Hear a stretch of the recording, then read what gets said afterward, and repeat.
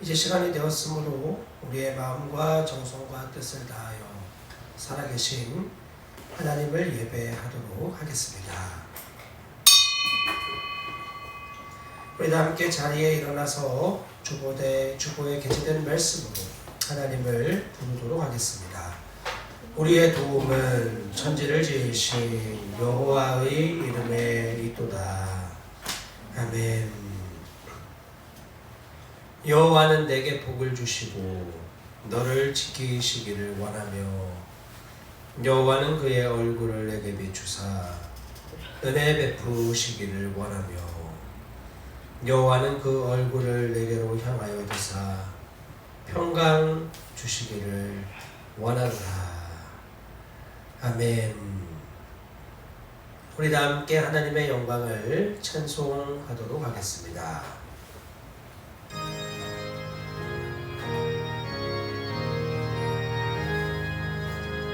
만복의 근원 하나님 온 백성 찬송 드리고 저 천사여 찬송하세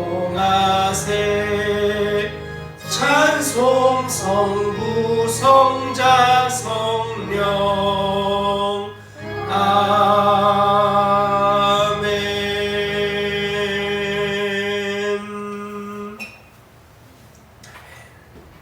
우리의 신앙을 다 함께 믿음으로 고백하도록 하겠습니다.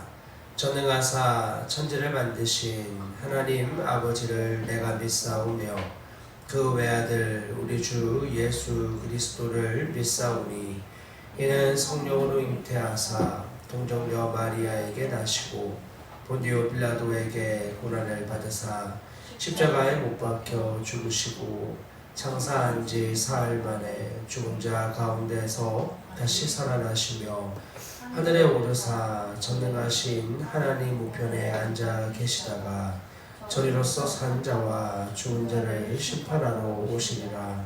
성령을 믿사오며 거룩한 공예와 성도가 서로 교통하는 것과 죄를 사하여 주시는 것과 몸이 다시 사는 것과 영원히 사는 것을 믿사옵나이다. 아멘.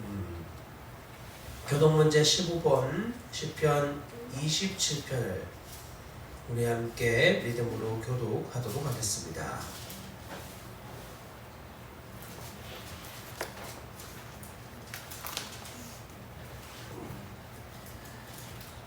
여호와는 나의 빛이요 나의 구원이시니 내가 누구를 두려워하리요. 여호와는 내 생명의 능력이시니 내가 누구를 무서워하리요. 악인들이 내 살을 먹으려고 내게로 왔으나 나의 대적들 나의 원수들인 그들은 실족하여 넘어졌도다. 군대가 나를 대적하여 진칠지라도 내 마음이 두렵지 아니하며 전쟁이 일어나 나를 치려할지라도 나는 여전히 태연하리로다.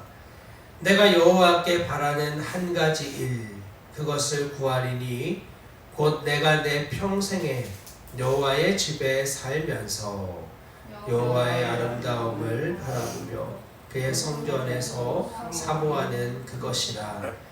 여호와께서 환난 날에 나를 그의 초막 속에 비밀히 지키시고 그의 장막 은밀한 곳에 나를 숨기시며 높은 바위 위에 두시리로다. 이제 내 머리가 나를 둘러싼 내 원수 위에 들리리니 내가 그의 장막에서 즐거운 제사를 드리겠고 노래하며 여호와를 찬송하리로다. 아멘. 우리 시편의 말씀으로 함께 한 주간의 삶을 주님 앞에 반추하며 기도로 나아가는 시간을 갖기를 원합니다. 여호와가 나의 빛이고 구원이시기 때문에 어떤 두려움도 가지지 않겠다 확신했던 다윗의 이 확신이 우리의 마음 안에 임하는 한 주간이었습니까? 주님이 나의 생명의 능력이시니 내가 누구를 무서워하겠는가? 이 확신으로 굳건하게 선 한 주간이었습니까? 원수들이 나를 먹으려고 왔지만 그들이 실족하여 넘어질 것을 확신하며 끝까지 주님을 붙들고 두려움 가운데 마음을 내어주지 않은 한 주간이었는지, 아니면 여전히 무섭고 염려와 걱정에 우리의 마음을 빼앗기지 않았는지 다시 한번 돌아봅시다. 오직 다윗은 주님과 영원히 거하며 주님과 함께하는 그 일을 소망했습니다. 우리도 그 주님을 소망하고 있는지, 주님과 만날 그날을 고대하며 이 땅에서 하나님과 함께 동행하는 삶을 지속적으로 살아가고 있는지, 아니면 우리의 시선이 세상을 향하고 있지는 않은지 다시 한번 돌아보고 영원한 주님을 끝까지 주목하고 바라보는 믿음 위에 서는 우리의 삶이 될 수 있게 하나님 오늘 이 주일에 다시 그 주님의 영광에 눈을 뜨는 하루가 되게 도와주시옵소서. 우리 주님의 은혜를 구하면서 그러지 못했던 우리의 삶을 정직히 회개하며 기도로 나아가도록 하겠습니다. 기도합시다. 하나님 감사합니다. 우리에게 허락하여 주신 한 주간의 삶을 다시 한번 정직히 주의 말씀으로 돌아보게 되어집니다. 여호와가 나의 빛이고 구원이시기 때문에 내가 누구를 두려워하느냐, 무엇을 무서워하느냐, 하나님 이렇게 자신의 영혼에 외쳤던 다윗의 고백과 너무나 다른 나의 모습을 봅니다. 눈에 보이는 상황, 환경, 문제를 너무 쉽게 두려워하고 염려하고 걱정하는 우리의 마음을 하나님 지켜 보호하여 주시옵소서. 다윗은 계속하여 외쳤습니다. 전쟁이 일어나 자신을 치료할 때에도, 대적이 일어나 진칠 때에도 나는 두렵지 않고 여전히 태어나다. 하나님 이런 믿음이 우리에게 너무나 필요합니다. 상황에 대해서 너무 쉽게 흔들리고 환경에 대해서 너무나 크게 무서워하는 우리의 모습을 불쌍히 여기시고 다시 한번 어느 상황 환경 속에서도 내가 주님의 집에 거하고 있는 인생이라는 것을 놓치지 않는 하나님 사람 우리 모두가 되어지게 역사하여 주십시오. 하나님 우리를 은밀한 곳에 숨겨주시고 주님의 초막 속에 비밀히 지켜주시듯 하나님 택한 자들의 생명을 보존하고 보호하고 지키시고 인도하시고 이끌어가시는 하나님을 경험하는 우리의 삶이 되게 도와주시옵소서. 하나님 우리의 예배가 다시 한번 주님 앞에 즐거운 제사를 드리는 시간 되기를 소망합니다. 우리의 인생에 펼쳐지는 상황과 환경을 기쁨으로 감당하는 삶이 되게 하시고 기쁨으로 그 환경을 누리고 경험하는 우리의 삶이 될 수 있도록 우리의 믿음을 성장시키시고 성숙하게 하나님 만들어 주시옵소서.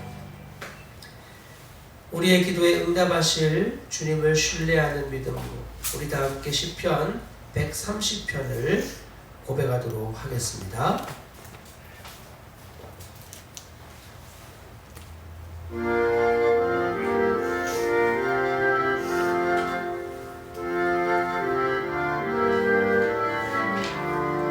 주 여호와여 내가 깊은 곳서 주께 부르짖 전나이다. 주여 내 소리를 들으며 내 간구에 귀 기울이소서. 주 죄악 감찰하면 누가 서리까.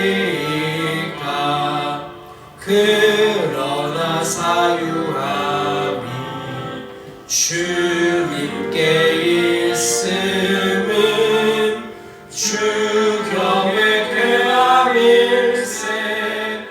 나 본 내 영혼이 여호와 기다리며 그 말씀 말하네. 여호와 기다리며 주 말씀 말하네. 내 영혼 여호와를 더 기다리나니 아침을 사모하는 파수꾼보다도 더욱더 기다리네. 너 이스라엘아, 여호와 바랄지라. 여호와 바라라. 주 여호와께서는 그 인자하심과 풍성한 구속함이 늘 함께 있도다. 그가 이스라엘을 그 모든 죄에서 구속하시리로다. 구속하시리라.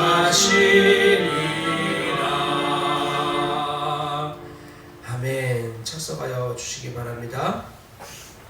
우리를 십자가로 완전한 죄에서 구속하여 주신 하나님의 은혜가 오늘 예배 가운데 우리 모두에게 충만하게 임하기를 주님의 이름으로 축원합니다. 우리 교회 소식을 함께 나누겠습니다. 주보의 뒷면을 참조해 주시기를 바랍니다. 오늘 예배에 나오신 모든 분들을 우리 주님 이름으로 환영하고 축복합니다. 예배의 모든 요소를 통해서 주님이 베풀어 주시는 은혜를 한 주간 깊이 간직하실 수 있도록 예배 시간에 노트와 펜을 꼭 준비해 주시기를 바랍니다. 오늘은 느헤미야 기도가 있는 4월 마지막 주일입니다. 나의 옛사람을 끝내시고 새로운 예수 생명을 허락해 주신 주님의 은혜를 기도를 통하여 땅끝까지 흘려보내는 시간이 되기를 소망합니다. 수요 성경 공부 모임에서는 다시 보는 철로 역정이 진행 중에 있습니다. 불후의 명작으로 불리는 철로 역정을 자세히 살펴보면서 영적 순례의 삶의 힘과 용기를 회복하고 옳고 그름을 선명하게 분별하며 더욱 믿음으로 살아내기를 소망하는 마음이 커지는 그런 동력을 얻는 시간이 되기를 소망합니다. 2026년 5월 4주의 선언은 시편 130편이고요. 우리 이번 4월달과 같은 고백을 다시 하게 됩니다. 가사는 주보를 참조하여 주시면 되겠습니다. 다음 주 주일은 성찬이 있는 5월 첫째 주일입니다. 우리의 연약함을 개의치 않으시고 언약하신 것을 완전하게 하실 때까지 쉬지 않고 일하시는 하나님의 은혜를 신뢰하며 성찬의 자리에 나오시기를 권면을 드립니다. 5월달 봉사와 섬김표는 주보의 앞면을 참고하여 주시기를 바랍니다. 또 우리의 한 주간 반석중앙교회 그리고 봄에 담긴 질그릇학교 건진받은 그나무학교의 필요를 채워주신 주님과 섬김의 통로가 되어진 또 여러 분들께 감사의 인사를 올립니다.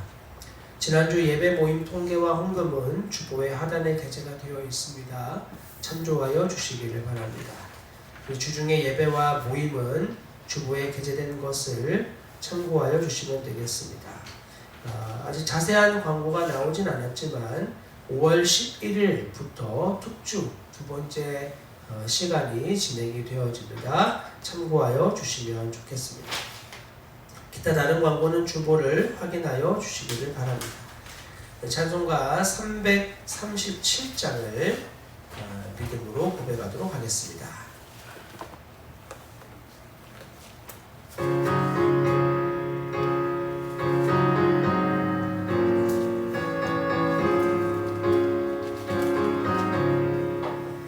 내 모든 시험 무거운 짐을 주 예수 앞에 아뢰이면 근심에 쌓인 날 돌아보사 내 근심 모두 맡으시네.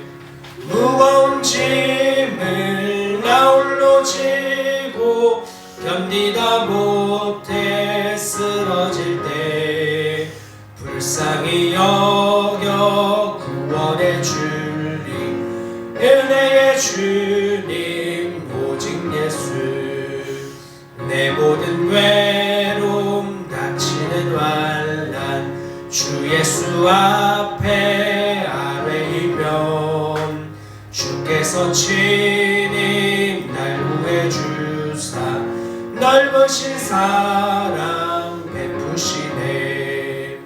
무거운 짐을 나 홀로 지고 견디다 못해 쓰러질 때 불쌍히 여겨 구원해 주리 은혜의 주님 오직 예수.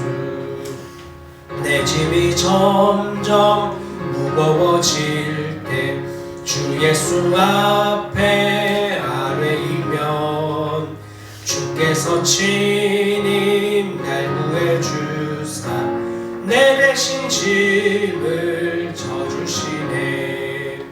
무거운 짐을 나 홀로 지고 견디다 못해 쓰러질 때 불쌍히 여겨 구원해 주리 은혜의 주님 오직 예수. 마음의 시험 무서운 죄를 주 예수 앞에 아뢰이면 예수는 나의 능력이 되사 세상을 이길 힘 주시네. 무거운 짐을 나 홀로 지고 견디다 못해 쓰러질 때 불쌍히 여겨 구원해 주리 은혜의 주님 오직 예수. 아멘. 472장을 한 장 더 고백하도록 하겠습니다.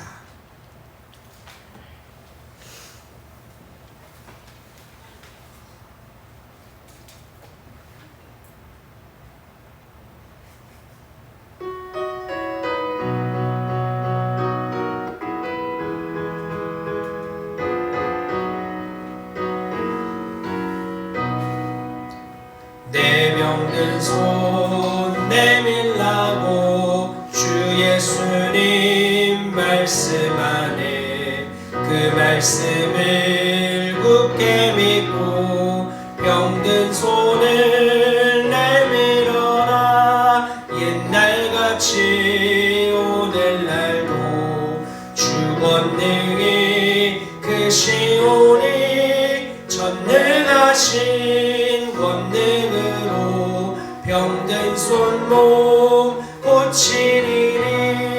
내 병든 손 내밀어라. 주 예수님 고치시니. 내 병든 손 내밀어라.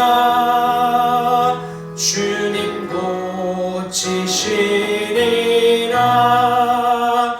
기도하는 손 내밀고 믿음의 손 내밀어라. 순종의 손 내밀어서 주님의 손 붙잡아라. 옛날간 이 바다에서 주 예수님 행하신 일 오늘날도 믿는 자는 그 능력을 보리로다. 내 병든 손 내밀어라.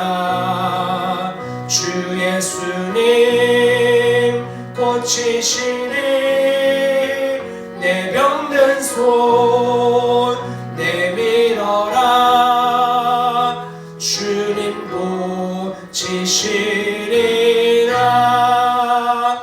모든 의심 물리치면 허약한 마음 사라지니. 주를 믿는 마음으로 주님 앞에 손 내밀라. 주 예수는 자비하사 크신 사랑 베푸 주시니 지체 말고 믿는 자는 영생복을 받으리라. 내 병든 손 내밀어라.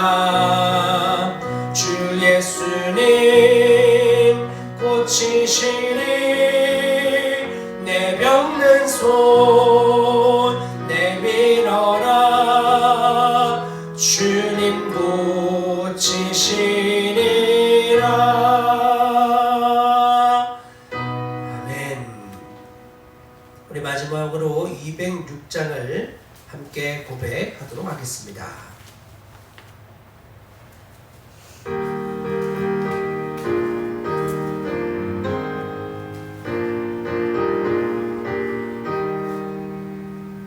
주님의 귀한 말씀은 내 발의 빛이요 목마른 사막길에서 샘물과 같도다. 굶주린 나의 영혼을 만나로 먹이고 내 갈 길 밝게 비추니 그 말씀 귀하다. 낮에는 구름 기둥과 밤에는 불기둥 주 백성 앞에 나타나 인도해 주시네. 하늘의 깊은 지혜를 깨닫게 하시고 주 말씀 밝히 알도록 늘 도와주소서.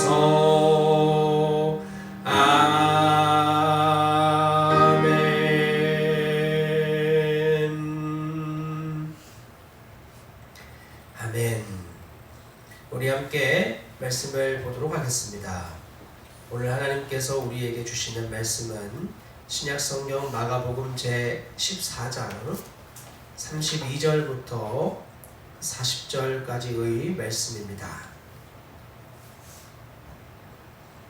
마가복음 제14장 32절부터 40절까지의 말씀, 우리 주보에는 40절로 기록되어져 있지만 42절까지 이 말씀을 한 목소리로 봉독하겠습니다. 우리 다 함께 하나님 경외하는 마음으로 자리에 일어나서 이 말씀을 한 목소리로 같이 봉독하겠습니다.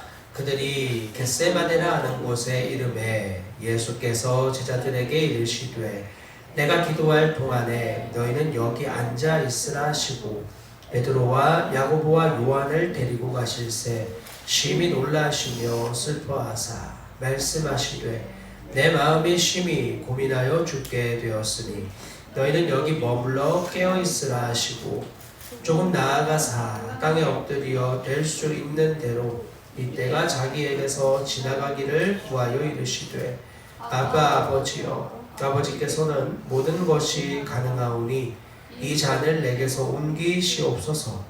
그러나 나의 원대로 마시옵고 아버지의 원대로 하옵소서 하시고 돌아오사 제자들이 자는 것을 보시고 베드로에게 말씀하시되 시몬아 자느냐 네가 한 살간도 깨어 있을 수 없더냐. 시험에 들지 않게 깨어 있어 기도하라. 마음에는 원이로되 육신이 약하도다 하시고 다시 나아가 동일한 말씀으로 기도하시고 다시 오사 보신즉 그들이 자니 이는 그들의 눈이 심히 피곤함이라. 그들이 예수께 무엇으로 대답할 줄 알지 못하더라. 세 번째 오사 그들에게 이르시되 이제는 자고 쉬라. 그만 되었다. 때가 왔도다. 보라 인자가 죄인의 손에 팔리느니라. 일어나라 함께 가라. 보라 나를 파는 자가 가까이 왔느니라. 아멘. 작성하여 주시기 바랍니다. 우리 다시 한번 기도하고 하나님 말씀을 함께 나누도록 하겠습니다. 하나님, 우리가 겪는 치열한 삶의 순간 상황 속에서 주님과 함께 믿음의 걸음을, 주의 마음을 가지고 끝까지 담대히 걸어가는 우리의 삶이 되기를 주님의 이름으로 간절히 소망합니다. 한 주간의 삶을 돌아보고 여전히 반복적인 우리의 어리석음을 내버려 두지 않게 하여 주시고 치열한 믿음의 싸움을 행하며 승리와 영광을 경험하는 우리의 삶이 될 수 있도록 은혜를 베풀어 주시옵소서. 하나님, 주님의 말씀대로 사는 것은 보통 어려운 일이 아닙니다.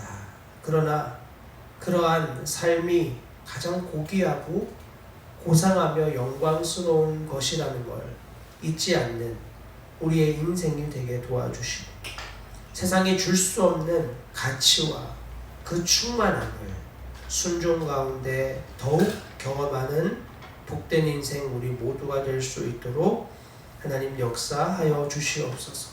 한 주간의 치열한 싸움을 하고 이 자리에 나와왔습니다. 주님, 우리의 영혼에 필요한 양식을 주의 말씀으로 다시 한번 먹여주시고 그 말씀이 우리의 전인에 충분한 양분이 되어 살아가는 삶의 자리가 주의 말씀이 열매 맺고 꽃 피우는 아름다운 통로가 되는 그 삶을 더욱더 누릴 수 있도록 역사하여 주시옵소서. 하나님, 우리의 예배에 참여하는 어린아이들을 기억하여 주시고 하나님 말씀이 마음에 새겨지고 그 말씀이 머릿속에 깨달아지는 은혜가 있게 도와주옵소서. 말씀대로 사는 하늘 기쁨을 죄가 주는 달콤함보다 더 감격하며 누리며 사는 복된 인생이 되도록 주님 역사하여 주시고 특별히 그 삶의 희열을 믿음의 앞선 세대인 우리를 통하여 경험하고 보고 깨달을 수 있도록 보이지 않는 하나님이 더 선명하게 보이는 통로로 사는 거룩한 부담을 힘써 행하는 우리 앞선 세대들이 될 수 있게 역사하여 주시옵소서. 오늘도 모든 시간, 사건, 상황을 통하여 주님의 일하심을 보는 놀라운 시간 되기를 간절히 바라고 원하오며 그 모든 일을 이루실 우리 주 예수 그리스도의 이름으로 감사하며 기도합니다. 아멘.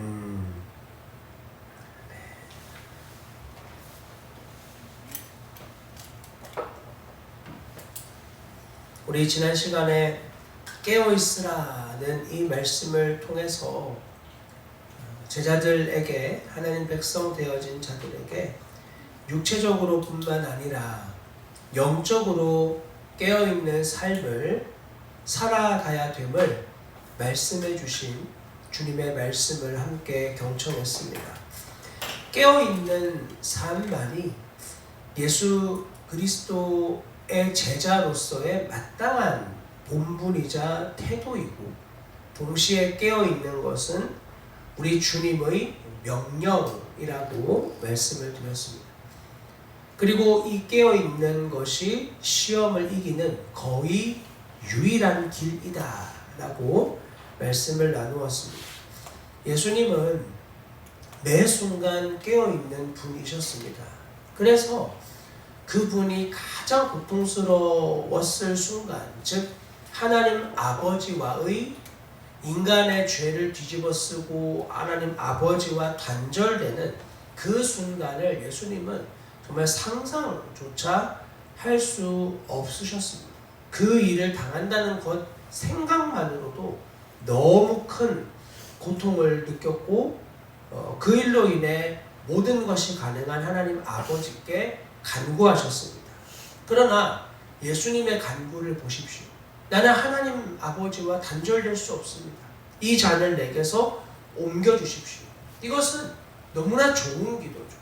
우리가 죄로 들어갈 때 모습을 보면 여러 가지 상황에 대한 원망과 짜증, 불평으로 인한 이 일을 허락하신 하나님에 대한 여러 악독한 마음이 결국은 죄로 뻗어져 나가지 않습니까? 하나님과의 단절을 쉽게 생각하지 않습니까? 그러나 주님은 하나님 아버지와 단절되는 것만큼은 절대로 견딜 수 없습니다 하는 그런 간구로 하나님께 기도했던 겁니다. 이 잔을 내게서 옮겨주십시오. 그런데 주님의 기도가 거기서 끝나지 않죠. 그러나 내 뜻대로 마시고 아버지의 뜻대로 되게 하여 주십시오. 예수님의 기도는 좋은 것을 넘어서 하나님의 최상의 것을 붙드는 그런 기도였다고 설명을 드릴 수 있겠습니다. 나의 좋은 것, 내가 볼 때 하나님 보실 때도 너무 좋은 것이 있습니다.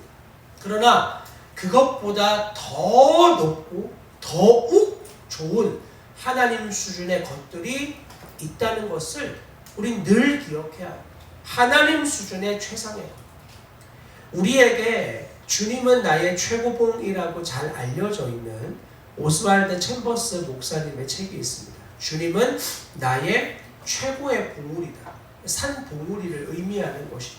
근데 영어 원제의 제목은 My utmost for his highest라고 적혀 있어요. utmost라고 하면은 나의 최선이에요.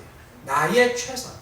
무엇 for 무엇을 위해서 his highest 그분의 주님의 가장 높으심을 위한 나의 최선이라는 이름으로 가지고 있어요.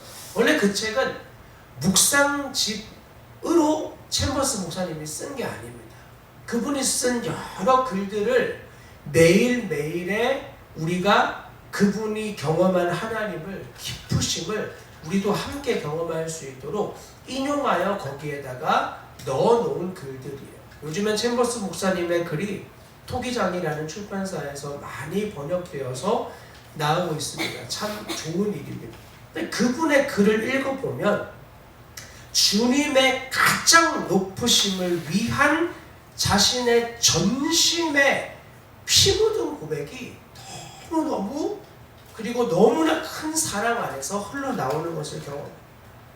성숙한 그리스도인을 어떻게 분별하느냐? 내가 주님 앞에서 죄가 아닌 것을 택하는 그것도 너무나 귀하죠. 이전엔 죄를 택하면서 살아왔잖아요. 근데 그 수준이 아니라 더욱 나는 없고 더욱 내 안에 그리스도만 남는 삶으로 가는 거예요. 우리 지난 시간에 빌립보서의 바울이 자신은 죽어 그리스도께 가는 것을 너무 소망하고 열망하지만 내가 이곳에 남아 너희와 함께 있는 것이 더욱 너희에게 유익하다라는 구절을 살펴보며 그는 자신의 유익을 넘어 교회의 유익, 지체의 유익을 위해 자기의 삶을 내어드리는 정말 주님만 남는 최선의 삶, 더 높은 봉우리로 올라가는 믿음의 삶을 보여주었던 것을 인용했던 것입니다. 그러므로 내가 이제는 죄를 안 짓는다. 이 정도의 수준에서 우리는 머무를 수 없습니다. 내가 작년에 올라간 믿음의 봉우리에서 바라보면 또 더 높은 믿음의 봉우리가 있고요. 더 높은 믿음의 봉우리가 계속하여 있습니다. 어떤 이들은 입산 정도만 한 것으로 그리스도인 된 삶을 끝내는 경우가 있어요. 거기 많은 사람들이 있습니다. 등산을 할 때 보면 입산하는데 사람이 제일 많아요. 그리고 올라가는 과정에 험난할수록 사람 보기가 거의 힘들죠. 만만한 산은 정상에 가도 사람이 많습니다. 그건 만만하니까 에베레스트 같은 산 보세요. 정상에 사람 거의 없죠. 도달하는 사람이 거의 없습니다. 우리의 믿음의 삶도 어쩌면 그와 같아요. 많은 사람들이 갈 것이라고 생각해서는 안 됩니다. 그러나 주님의 최상의 높음을 위한 나의 전심이 정말 우리의 삶에 계속하여 되어질 때 우리의 삶은 점점 더 성숙한 그리스도인이 되어질 수 있는 것입니다. 자, 그러면 오늘의 본문을 우리 함께 살펴봅시다. 주님은 기도를 마치고 돌아오셨습니다. 돌아오셨을 때 우리 주님이 내 뜻대로 마시고 아버지의 원대로 하여 달라고 하신 뒤 37절을 보면 제자들이 자는 것을 보셨어요. 베드로에게 말씀하십니다. 시몬아 자느냐. 여러분, 이 베드로라는 이름에 우리 표시를 좀 해둡시다. 이전에 마가복음을 나누면서 함께 설명을 했지만 베드로라는 이름이 헬라어로는 페트로스라고 기록이 되어져 있죠. 페트로스라고 하는 이름은 반석은 아닙니다. 그 이름은 엄밀하게 말하면 큰 기암석, 절벽 같은 데 있죠. 그런 데서 떨어져 나온 돌멩이를 페트로스라고 이야기를 해요. 저 요르단 지역에 가면은 지금도 페트라라고 불리는 곳이 있어요. 거기는요, 에돔 사람들, 그러니까 에서의 후계들이요, 절벽 같은 곳을, 절벽을 깎아가지고 궁전을 만들어 그곳에서 거했던 사람들의 흔적이 있는 곳입니다. 상상도 할 수 없는 크기와 높이의 절벽을 깎았어요. 그리고 그 안으로 궁전을 파고 들어가는 거예요. 엄청난 크기에 압도를 당합니다. 그 큰 절벽과 거대한 기암석들을 페트라, 반석이라고 부르는 겁니다.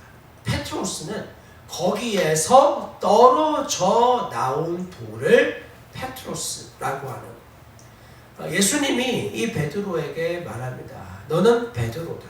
내가 이 반석 위에 내 교회를 세우겠다. 라고 할 때 주님은 페트로스 위에 세운다고 하지 않았습니다. 반석, 페트라 위에다가 세우겠다고 하셨어요. 반석은 무엇입니까? 반석은 이 베드로가 나오게 된 출처요 근거인 예수 그리스도를 의미하는 것입니다. 베드로가 믿음의 고백을 했을 때 그 고백을 성령을 힘입어 하였던, 그래서 베드로가 베드로 되어지는, 시몬이라는 자가 베드로라는 단단한 돌멩이가 될 수 있는 것은 그 돌멩이의 근거가 되어지는 절벽에 그가 붙어 있을 때 페트로스는 거야. 그 절벽과 그가 상관이 없어지는 경우는 오늘 본문을 보십시오. 시몬아 자느냐. 예수님은 영적으로 약해져 있고 무너져 있는 베드로를 더 이상 베드로라고 부르지 않습니다. 시몬이라고 부릅니다. 대개 우리 말 성경에서 주님이 베드로로 부르신 이후 그를 향하여 시몬이라고 부르실 때 그는 자신의 옛사람으로 돌아가 버리려고 하거나 그와 같은 습성을 보일 때 이러한 말씀을 주님이 언급하실 때가 있다는 것을 기억할 필요가 있어요. 여러분, 그러므로 우리가 성령 하나님을 인하여 예수님께 꽉 붙어 있을 때, 예수님과 완전한 하나됨을 이루고 있는 바로 그때 예수님께서 이 베드로가 믿음의 고백을 하는 것을 기뻐하지 않습니까? 성령 하나님께서 너에게 알려주신 거구나 하면서 주님이 기뻐하셔요. 베드로만의 고백이 아니라 그 안에 있는 성령의 고백이 그의 입술을 통해 나온 거예요. 완전한 반석 되신 주님께 베드로가 붙어있는 영적인 결합이 일어났던 것이죠. 여러분, 이런 것처럼 우리도 예수님과 온전히 붙어있지 않으면 사실상 아무런 열매를 맺을 수 없다는 것을 기억해야 하는 것입니다. 내 별명이 베드로다. 그건 아무 상관이 없어요. 지금 베드로는 아무리 베드로라는 이름, 별명을 가지고 있지만 주님으로부터 영적으로 함께 깨어있지 못해요. 주님은 깨어있지만 그는 잠들어 있습니다. 우리 주님은 모든 걸 주관하시지만 나는 그 주관하는 하나님을 경험하지 못하고 신뢰하지 못하고 인정하지 못하고 영적으로 잠들어 있지는 않습니까? 그러면 내가 아무리 이전에 놀라운 복음을 경험했고 놀라운 체험을 했고 놀라운 일들을 맛봤다 할지라도 사실은 오늘 그 주님과 나와 너무나 상관없는 모습이 나 스스로가 되어진다는 것입니다. 여러분 요한복음 15장 5절에 아주 유명한 구절이 있습니다. 나는 포도나무요 너희는 가지라. 그가 내 안에 내가 그 안에 거하면 사람이 열매를 많이 맺나니 나를 떠나서는 너희가 아무것도 할 수 없습니다. 아무것도 하지 못합니다. 주님을 떠나는 순간 주님의 사랑이 내게서 말라버립니다. 사랑이 없으면 산을 옮길 만한 믿음을 가지고 있어도 천사의 방언을 한다 할지라도 그것은 울리는 꽹과리와 같이 우리 주님 보실 때 nothing이다. 아무것도 아니다. 라고 말씀하시는 것이 되어집니다. 베드로는 대단한 결심을 했습니다. 주님과 함께 죽겠다. 진심을 표했습니다. 그러나 주님과 함께 깨어있지 않으면 그는 결국 주님의 반석에서 떨어져 나온 돌멩이가 아닌 그냥 한 사람 시몬으로 돌아가게 되는 것입니다. 이 시몬이라는 이름으로 옛사람의 표현입니다. 옛사람. 베드로라는 새로운 생명, 새로운 존재, 주님이라는 반석에 근거한 자신의 정체성을 잊어버리고 옛사람으로 돌아가버린 삶. 그것이 바로 잠들어버린 삶이요 깨어있지 못하는 삶입니다. 그런 삶은 결국 어떻게 됩니까? 사람이 내 안에 거하지 아니하면 가지처럼 밖에 버려져 마르나니 사람이 그것을 모아다가 불에 던져 사르느니라. 그러나 주님께 붙어있는 삶은 어떻게 되죠? 너희가 내 안에 거하고 내가 너희 안에 거하면 무엇이든지 원하는 대로 구하라. 그리하면 이루리라. 이 요한복음 15장 7절의 약속 아닙니까? 무엇이든지 구하면 열매를 맺는 사람. 무엇이든지 구하면 주님 수준의 열매가 맺어지는 삶으로 하나님 우리에게 준비해 놓으셨어요. 깨어있을 때 이 삶을 누립니다. 잠들어 있으면 점점 시들어지게 되는 겁니다. 여러분 지금 이 베드로와 제자들은요 예수님께서 심히 죽게 되는 곧 죽는다는 십자가형을 당한다는 말씀을 들었음에도 불구하고 깨어있지 못했습니다. 그들의 마음은 깨어 있었습니다.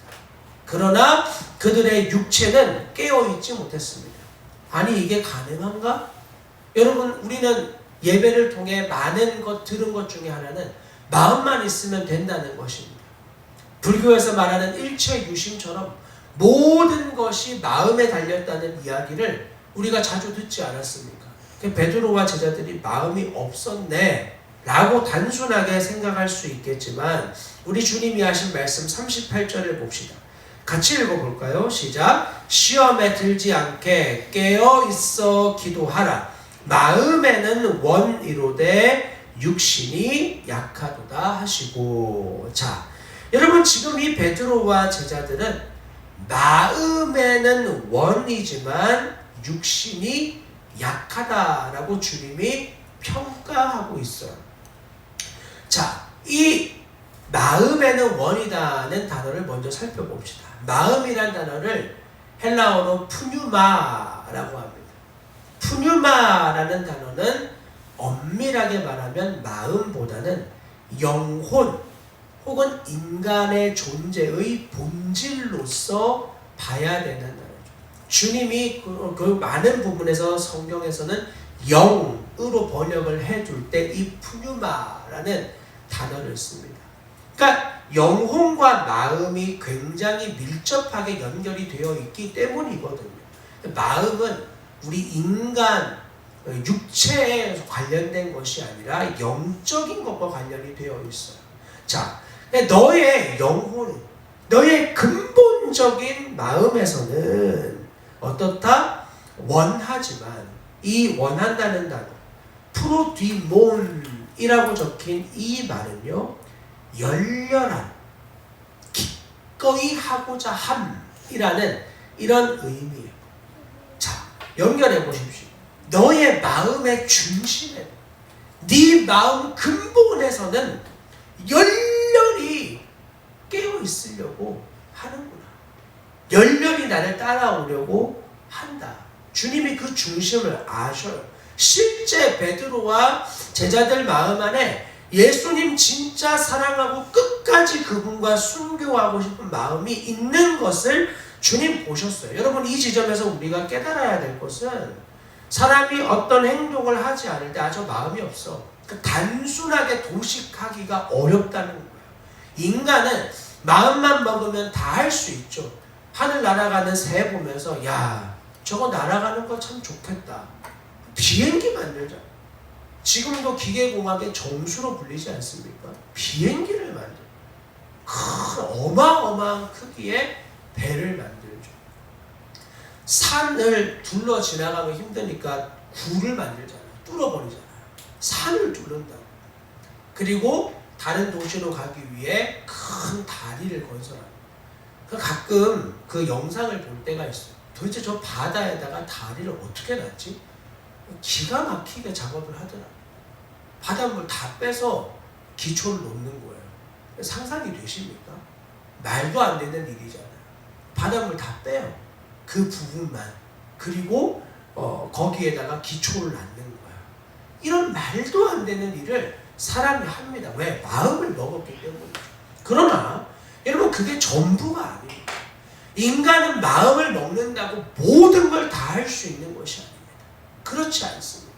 베드로는 지금 마음을 먹었습니다. 제자들 모두 다 주님을 사랑하고 주님과 함께 운명을 같이 하고 싶은 마음이 있는 걸 우리 주님은 보셨습니다. 그러나 육신이 어때요? 약하다. 이 육신이라는 단어가 사르크스라고 되어 있는데, 사르크스라는 이 단어는 본질적으로 거듭나지 않은 상태를 성경이 표현할 때 쓰는 단어입니다. 그러니까 이 육신은 이라는 많은 성경의 육신으로는 이런 단어들이 나오지만 조금 분별이 필요한 것은 거듭나지 않은 죄인의 본성적 상태로서의 육체가 있고 거듭났지만 연약한 상태의 육신이 있습니다. 두 가지가 분별돼요. 거듭나지 않은 어떤 상황이든 죄로 반응할 수밖에 없는 육체가 바로 여기 적혀있는 육신 사르크스라는 단어예요. 그런데 거듭난 사람의 연약함이 있어요. 육신에 속한 자와 같이라고 적혀있는 고린도전서 2장 3장에 있는 사람, 그는 분명히 교인입니다. 예수를 주로 영접했습니다.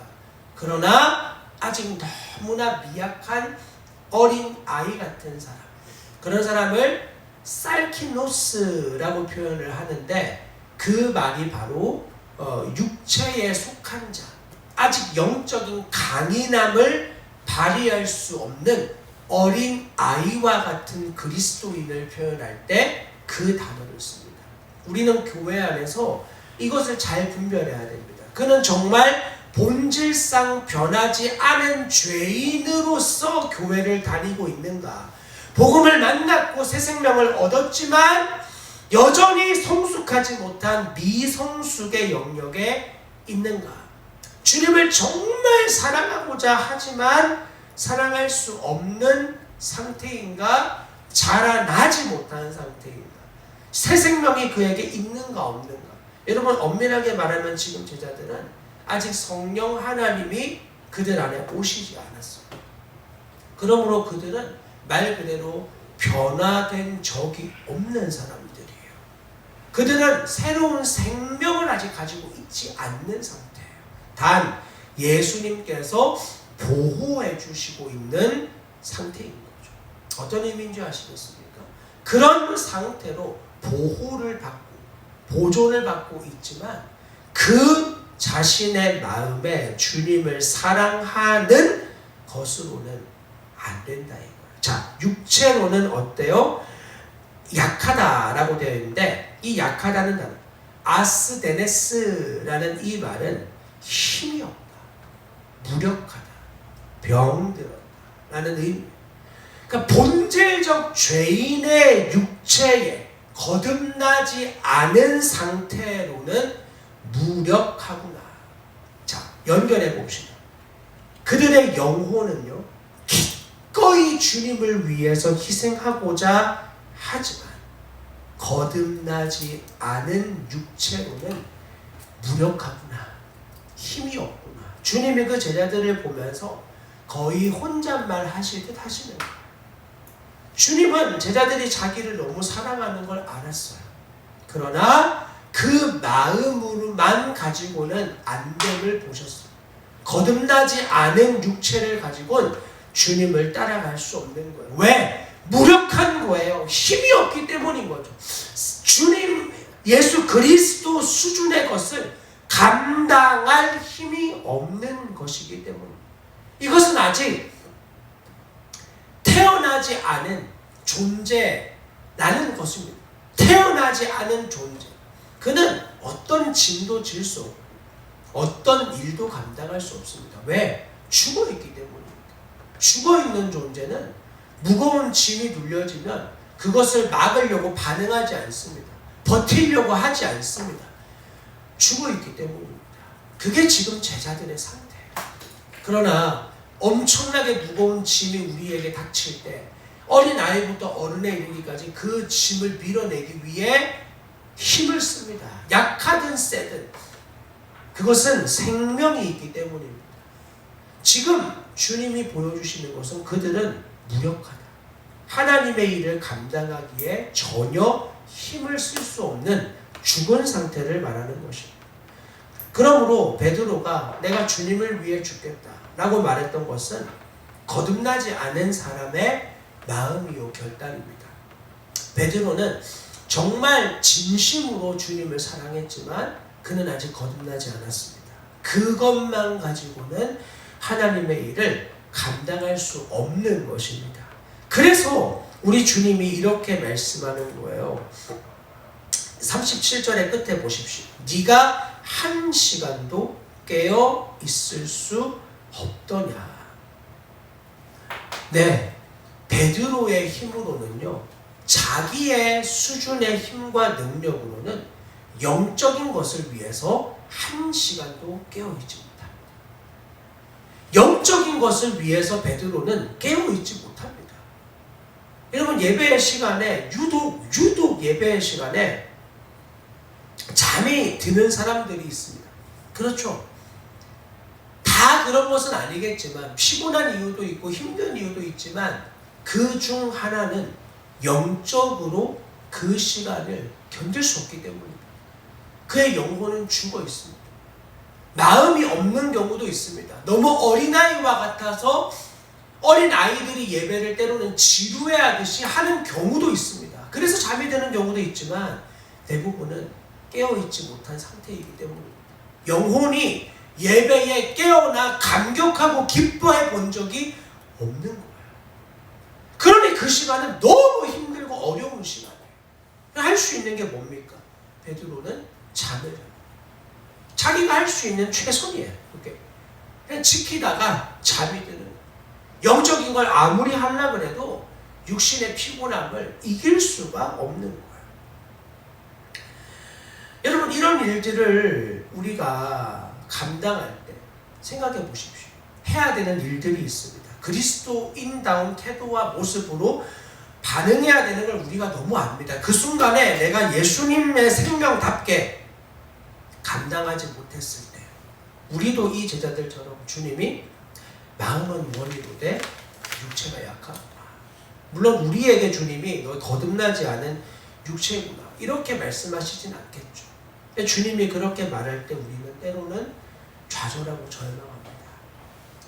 우리가 겪는 일상 너무 아는데 아니 이 제자들은 거듭나지 않아서라는 핑계라도 될 수 있는데 우리는 거듭났고 정말 우리 안에 예수님의 생명이 있는데도 때로는 못하는 게 아니라 안 하려고 하는 나의 모습을 볼 때 정말 좌절하고 절망되지 않습니까? 야, 나 진짜 이거밖에 안 되나? 야, 나 진짜 이렇게밖에 할 수 없나? 이렇게 큰 사랑을 받고 이렇게밖에 반응을 못한다고? 나 스스로에게 너무 비참하고 좌절이 되어질 때가 있죠. 자, 그러한 자들에게 주님이 하신 말씀을 다시 한번 보십시오. 38절입니다. 시험에 들지 않게 깨어 있어 기도해라. 여러분, 지금 이 제자들은 영적인 것을 이해하지도 못하고 그것을 감당할 육체도 없습니다. 그러나 주님은 그들에게 명확하게 해야 될 것을 알려주셨어요.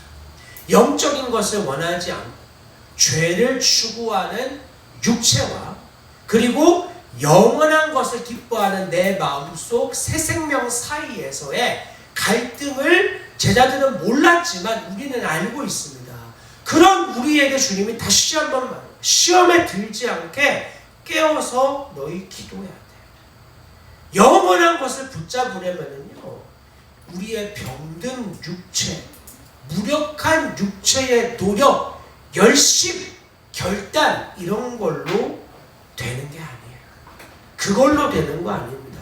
어떻게 해야 됩니까? 매 시간마다 너 1시간이라도 깨어있지 못하느냐? 라고 하는 이 말씀처럼 매 시간마다 하나님께 은혜를 받아야 하나님 수준의 열매 맺는 삶을 우리가 살아갈 수 있게 되는 겁니다.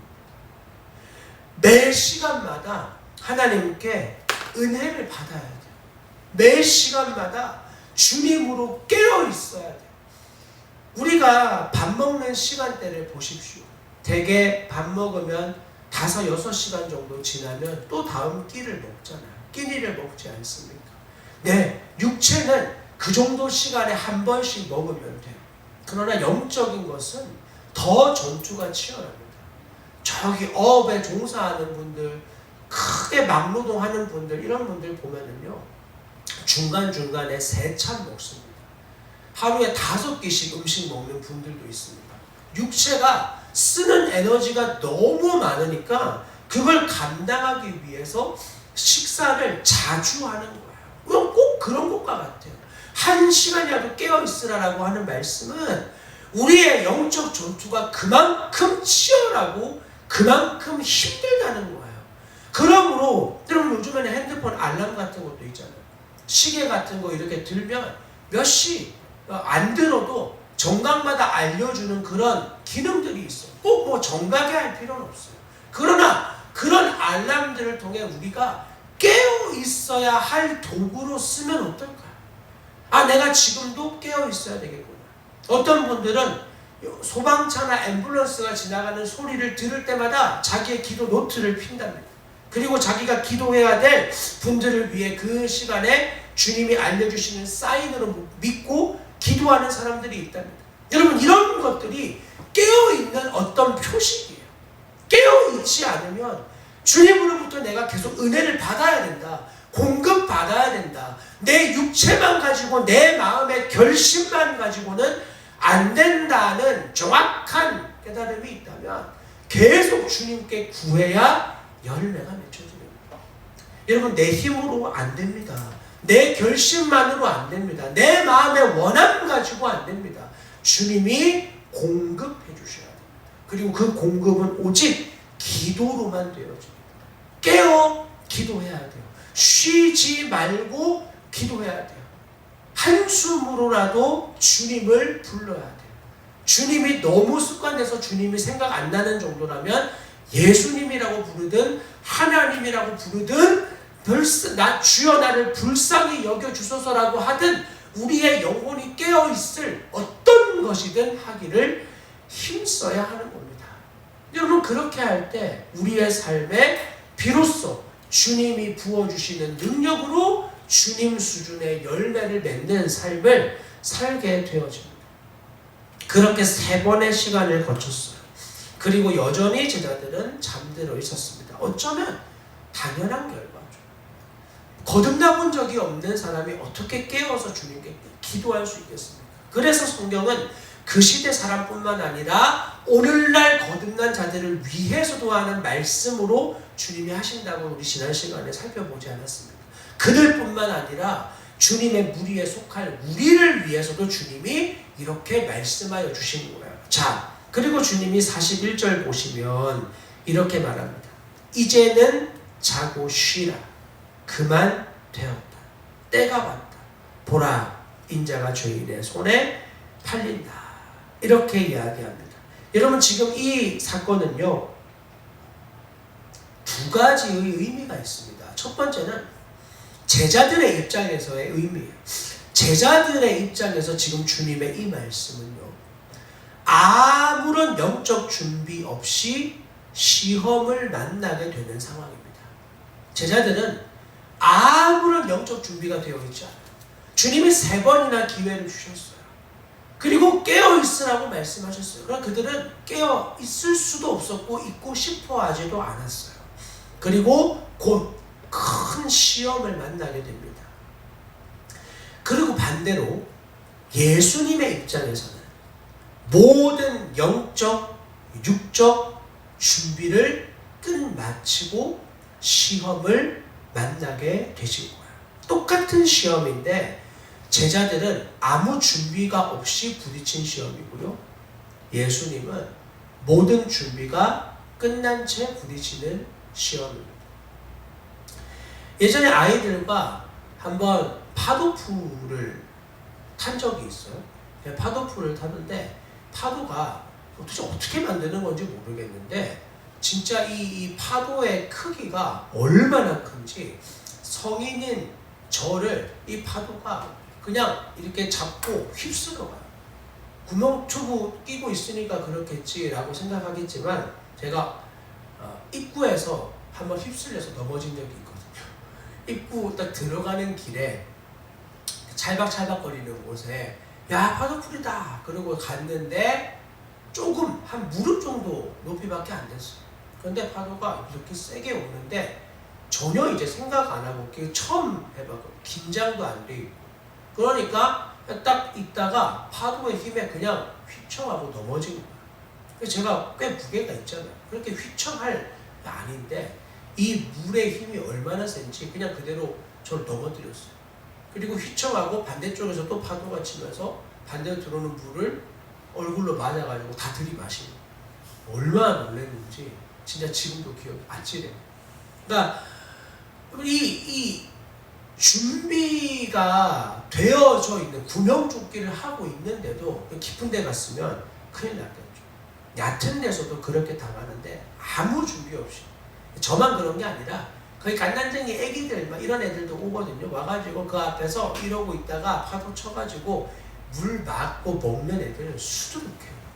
아무 준비가 안 돼 있는, 아무 준비가 안 돼, 영적으로 어린아이 같은 사람들. 뭐 시체 같은 건 그냥 둥둥 떠다니겠죠. 파도 가는 대로 쓸려갈 거 아니에요. 여러분 우리의 삶에 영적인 준비가 되어져 있는 사람과 영적인 준비가 되어져 있지 않는 사람들이 있어요. 시험은 항상 옵니다. 기억해야 돼요. 여러분 내가 오늘 새벽에 기도했다. 시험이 안 오는 게 아닙니다. 환난이 없어지는 게 아니에요. 시험과 환난이 있습니다. 파도가 계속 있던 바다에 시험과 환난은 우리의 인생에 끝없이 계속 펼쳐집니다. 그러나 기도할 때 시험을 감당하게 됩니다. 기도할 때 환난을 감당하는 능력이 우리 안에서 주님이 부어주기 시작하는 것입니다. 주님은 영적인 육적인 준비를 끝냈습니다. 그 주님이 제자들에게 하시는 태도를 보십시오. 여러분 제자들에게 뭐라고 하죠? 이제 자고 쉬어라. 그만 되었다. 때가 왔다. 제자들을 지금 핀잔하는 것이 아닙니다. 제자들을 책망하는 것이 아닙니다. 이제는 바꿀 수 없는 시험의 순간이 왔다는 거예요. 그러니 제자들에게 이제 너희가 준비할 시간은 끝났어. 그냥 너네가 감당해 그러는 게 아니라 쉬어라. 그냥 좀 편하게 쉬어라. 최선을 다했구나.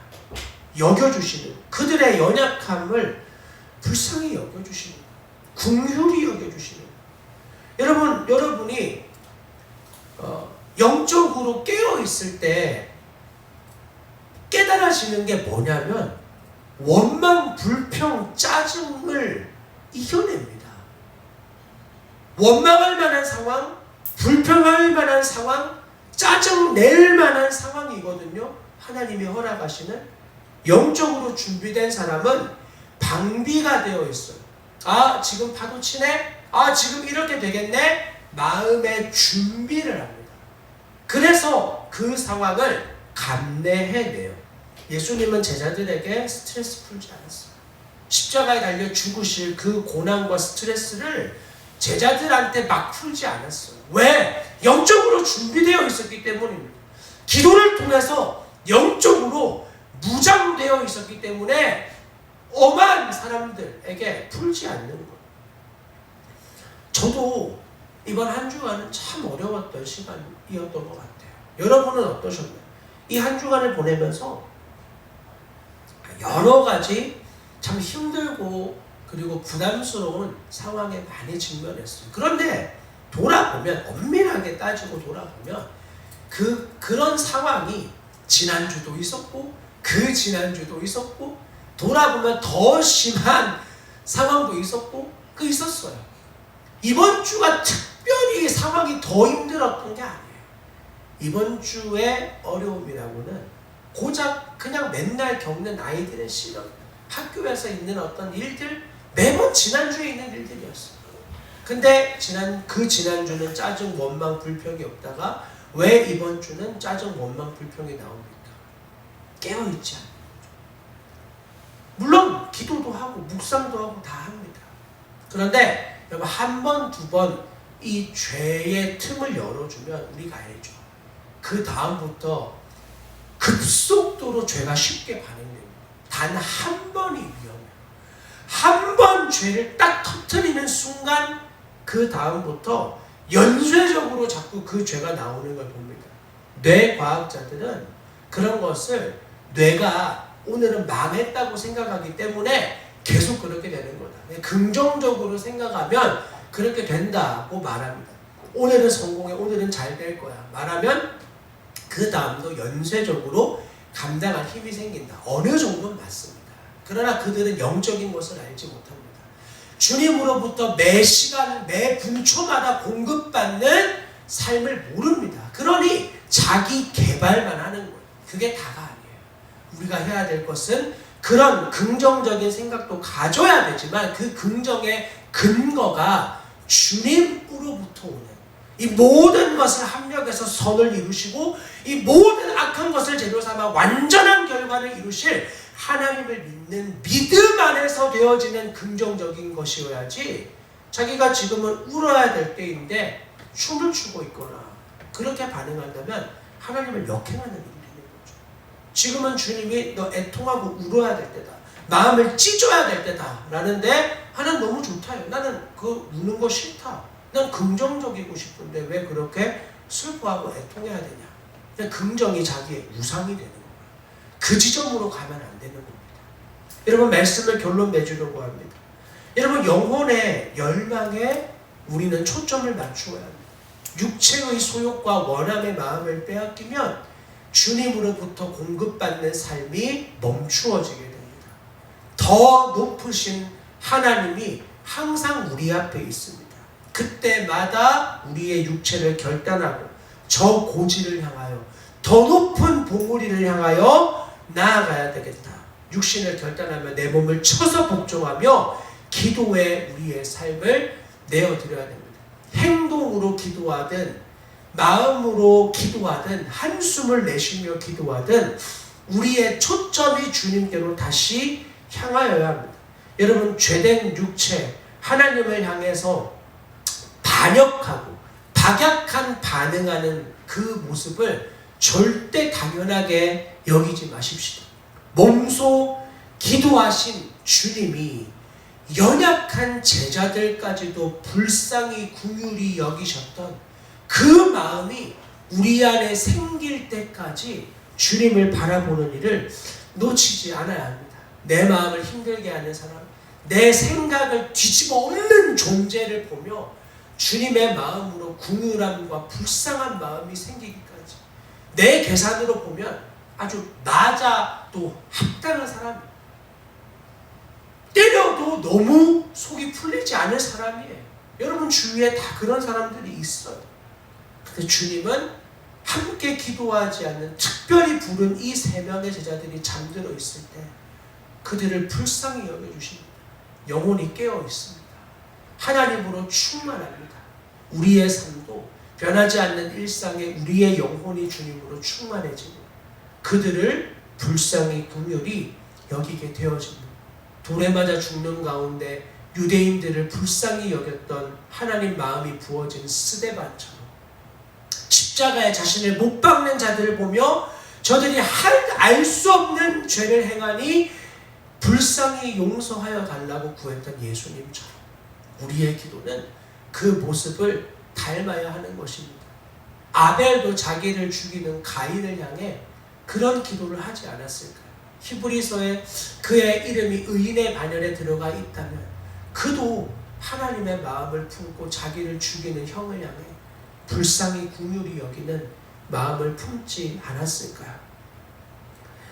여러분, 이것이 예수 그리스도가 우리에게 주신 새 생명으로서 반응해야 될 마땅한 모습입니다. 기도는 나의 죄된 육체의 최선, 노력으로 될 수 있는 것이 아닙니다. 하나님이 우리에게 부어주셔야만 감당할 수 있는 것입니다. 그렇게 점점 더 내 소원이 아닌, 기도의 시작은 내 소원일 수 있어요. 점점 그러나 하나님의 소원을 구하게 되어지고 하나님의 일이 성취되어지는 것을 기뻐하게 되어지기를 소망합니다. 저 원수가 멸망당하기를 바란다. 고 시작한 다윗의 기도가 하나님, 저는 이 상황을 허락하신 주님을 찬양합니다. 주님을 경배합니다. 주님을 높입니다. 나와 함께 우리 주님을 높이세 하고 고백하는 이런 놀라운 믿음의 확장이 저를 포함하여 우리 모두에게 일어나기를 바랍니다. 너무나 도움이 되지 않는 제자들을 보며 하나님 아버지의 마음으로 그들을 사랑하신 주님처럼 여러분, 이 한 주간도 내가 감당할 수 없는, 내 지금의 육체로는 감당할 수 없는 일들을 주님이 허락하십니다. 그러면 우리는 반론하겠죠. 감당할 시험만 주신다면서요. 네, 내 육체가 감당할 수 있는 것이 아니라 주님이 도와주시는, 부어주시는 능력으로 감당되는 시험이라는 것을 우린 깨달아야 합니다. 바로 그렇게 감당되는 시험입니다. 내 힘으로, 내 의지로 감당되는 시험 아닙니다. 내게 부어질 한 주간의 시험은 여전히 내가 감당 안 될 시험입니다. 주님께 은혜를 구하십시다. 하나님 도와주세요. 간구하고 저들을 향한, 이 상황을 향한 하나님 마음을 부어주십시오. 구하면 주님 우리의 마음의 눈을 열어 하나님의 마음을 너무나 신속하게 부어주십니다. 그러면 바로 그때 나는 미워하고 정죄하고 판단하고 제껴버리고 싶어요. 바로 그 사람을 불쌍히 긍휼히 끝까지 사랑하시는 하나님의 마음을 부음받게 됩니다. 그들을 품는 넉넉한 믿음의 사람으로 그 시험이 우리에게 작동되는 것입니다.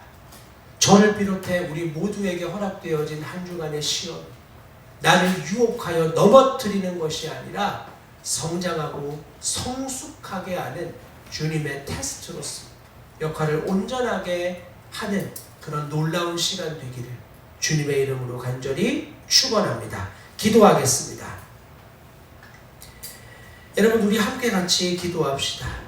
나의 마음에 원함은 있지만 육체는 약한 내 육체 수준의 시험을 내 힘으로 감당하는 삶이 아니라 매 순간 주님께 깨어있어 기도하며 도움을 받아 감당해 나아가는 우리의 삶이 되게 도와주시옵소서. 하나님, 나의 문제를 위해서는 기도하지만 내 문제를 넘은 것을 위해서는 너무나 기도가 되어지지 않는 우리의 부족함을 불쌍히 여겨주시고 하나님 아버지의 마음이 담겨져 있는 그 땅끝까지 우리의 기도의 지평이 넓어지는, 특별히 오늘 느헤미야 기도 시간이 될 수 있게 역사하여 주옵소서. 우리 주님의 은혜를 구하면서 함께 기도로 우리의 마음을 결단하도록 하겠습니다. 기도합시다. 하나님 감사합니다. 우리에게 허락하여 주신 오늘의 말씀을 다시 한번 기억하며 주님 앞에 더욱 깨어있어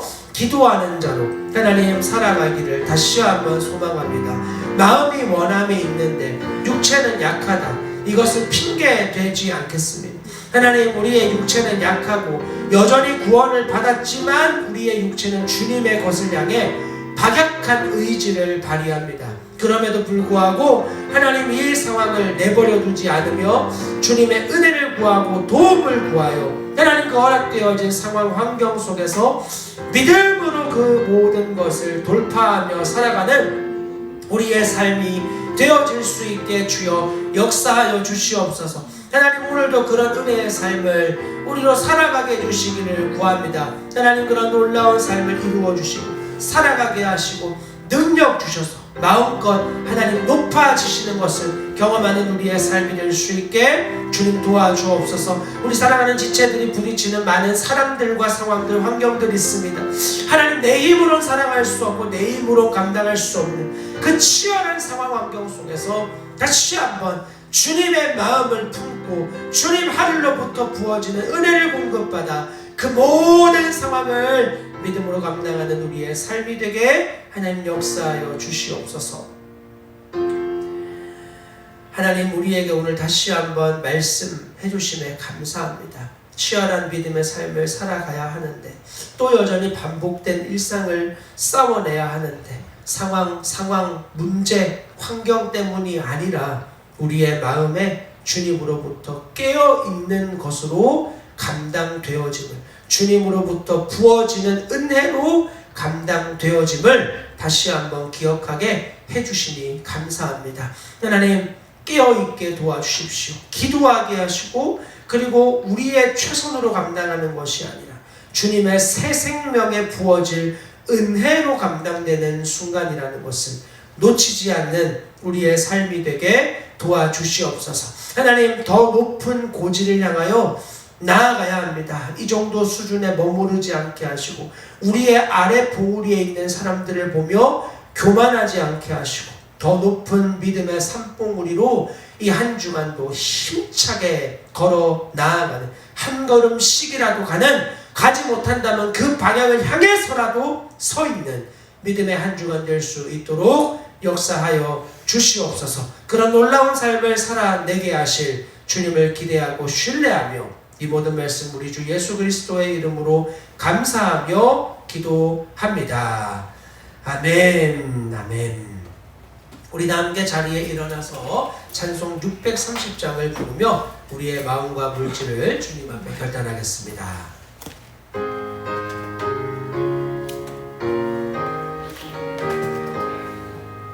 진리와 생명 되신 주 이 몸을 바치옵니다.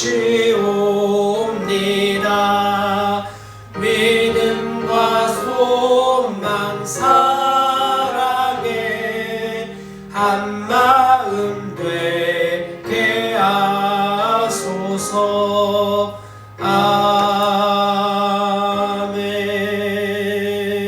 아멘.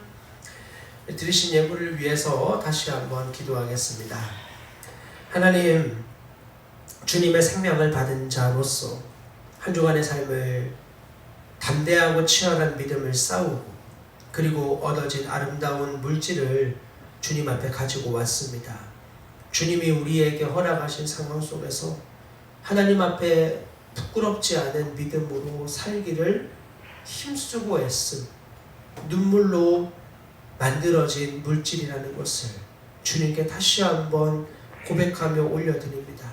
이것 가지고 내 욕망, 내 정욕, 내 이익 위에 더 쓰는 거 아니라 하나님 기뻐하시는 곳에 주님의 마음이 있는 곳을 향하여 우리의 생명 같은 물질을 흘려보내오니 주님이 물질이 특별히 우리 교회 공동체 안에서도 깨끗하고 정직하고 투명하고 올바르게 사용되어질 수 있게 도와주시고 이 물질이 사용되어지는 모든 곳에 그 정신과 태도와 모습이 또한 같이 전승되어져서 그곳에서도 하나님을 경외함으로 이 물질이 아름답게 사용되어질 수 있도록 역사하여 주시옵소서.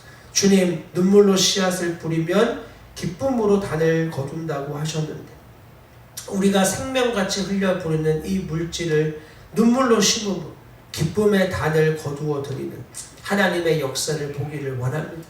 주님, 우리의 주위에 있는 많은 어려운 상황, 환경, 문제 앞에서 우리의 생명 같은 물질을 심게 하시고 그 물질을 통하여 그들의 영혼이 건져짐을 받는 아름다운 통로로 우리의 물질이 사용되는 영광스러움을 누리는 하나님 백성 우리 모두가 되어지도록 역사하여 주시옵소서.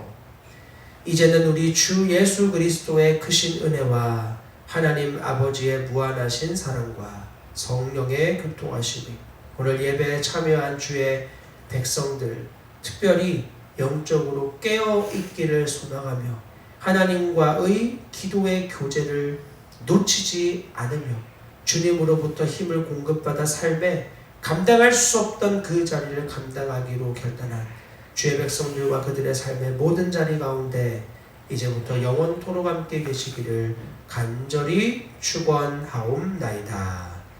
아멘.